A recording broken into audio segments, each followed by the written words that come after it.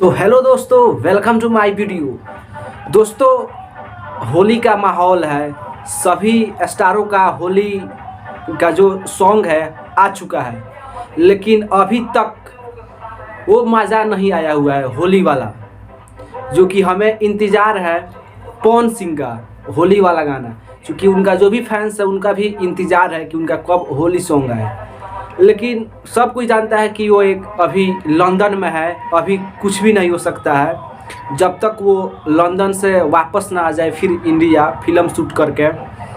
लेकिन जो जो प्रियांशु सिंह म्यूज़िक डायरेक्टर है, जो कि भाई छोटा है लेकिन बड़ा धमाका वही है।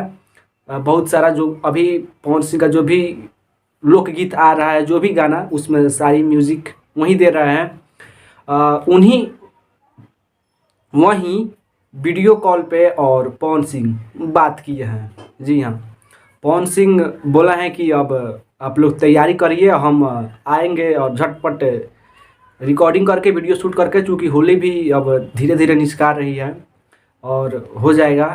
तो यही था कि अब तैयारी हो रही है होली का, और हम चाहेंगे कि जल्दी वो लंदन से आए और रिकॉर्डिंग हो, वीडियो शूट हो और जल्दी आए। क्योंकि सभी स्टार का होली सॉन्ग आ चुका है, एक वहीं बाकी है।